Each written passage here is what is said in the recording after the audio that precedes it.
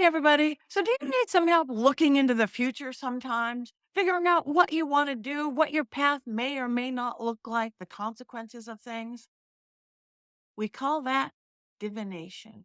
What is divination? Divination itself is a tool that we use to look at the possibilities, sometimes probabilities of what's going on. You guys know that I'm a psychic medium, so I can see into the future.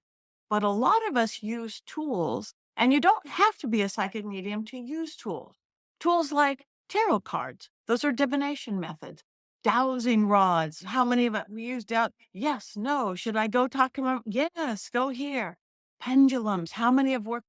Show me yes, show me no, show me where to go.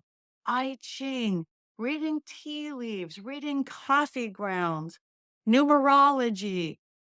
These are all forms of divination. And they really work because what they do is they help you tap into the other side of things. They help you tap into your clairs. What are your clairs? Clairvoyant, clairsentient, clairgustance. That is clear seeing, clear knowing, clear hearing with our third eye, because it's not always done with I'm here and I'm going to talk to grandma behind me. Sometimes we need a little help along the way. So that's where divination comes in.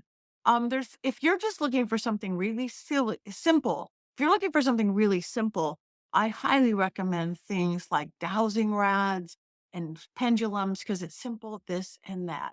If you want to get deep and you want to go into depths of things, work with tarot or oracle cards.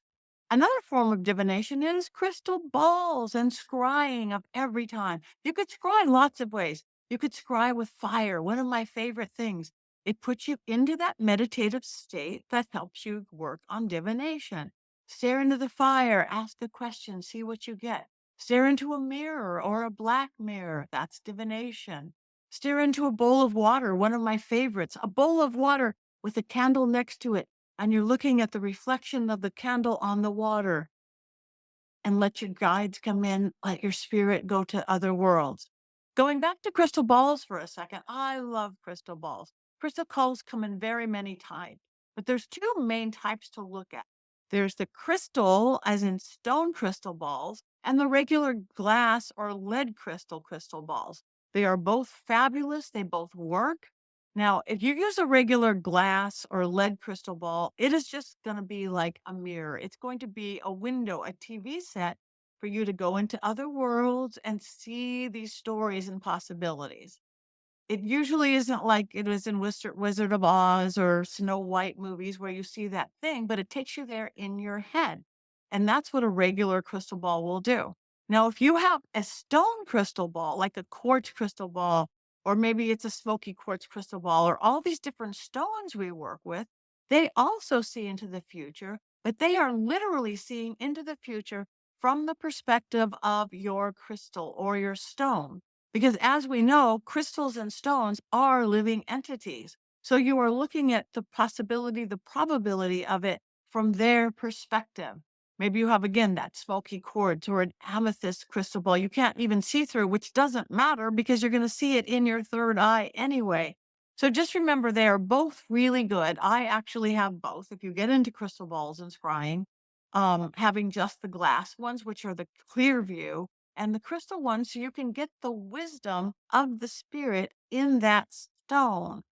Now, I do not use crystal balls when I'm working with clients and things because they would get bored. I'm just sitting there staring for a while. That's something they pull the tarot cards out, pull the I Ching, throw bones. Throwing bones? They're the real bones? They don't have to be real bones. They can be, which are magical. But my throwing bones, I get into my metaphysical junk drawer and I take, ooh, the broken little heart off my earring, a button, a little rose quartz, a tourmaline, all a little baby key. They represent parts of my life. I put them in a little thing, I spread them out. That's a form of divination. Oh, look, the key is over my heart. The key to my heart is opening. The sky is the limit. But what divination means is that it is a tool to help you see through the veil and see the future, the possible future, and paths that you can take. So check it out. Divination. It's really fun. If you want to see a little bit more, I just did a class at University Magicus for very inexpensive. You can get the video at universitymagicus.com. I do have some videos on it, including this one right here. So Magic is everywhere. And sometimes you need some tools to help you along the way.